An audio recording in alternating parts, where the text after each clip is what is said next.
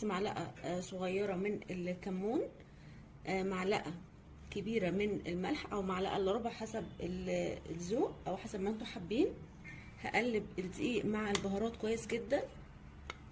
دلوقتي معايا هنا فرخه متقطعه 12 قطعه حسب ما انتوا حابين، عايزينها 8 عايزينها 4 عايزينها اكتر اقل، دي حريه شخصيه.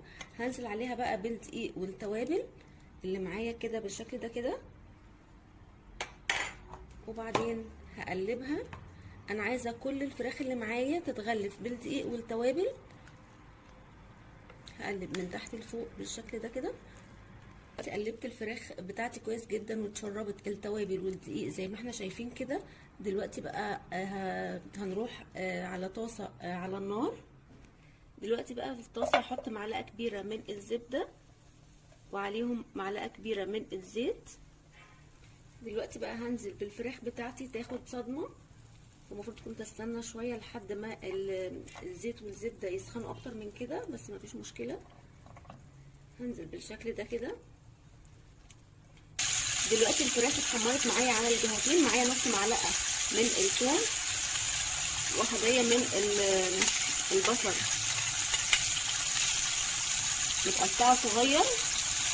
هسيبها بس يا دوب تاخد تتبيله، مش تتحمر ولا حاجه، يا دوب بس الثوم والبصل ريحتهم تطلع. دلوقتي البصل والثوم يا دوب ريحتهم طلعت. معايا هنا كوبايه من الكريمه اللباني، ممكن تبقى لبن ممكن تبقى قشطه متخففه بلبن، يعني الموجود عندنا المتوفر. هزودها شويه من الميه. بعد كده هغطي عليها واسيبها تستوي براحتها.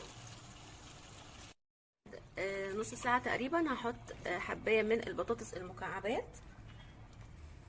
دلوقتي انا نقلتها في طاسه اكبر، ودلوقتي هحطها في الفرن على درجه حراره 220. هتاخد 10 دقايق بالكتير وشغلها شويه تاخد لون حلو.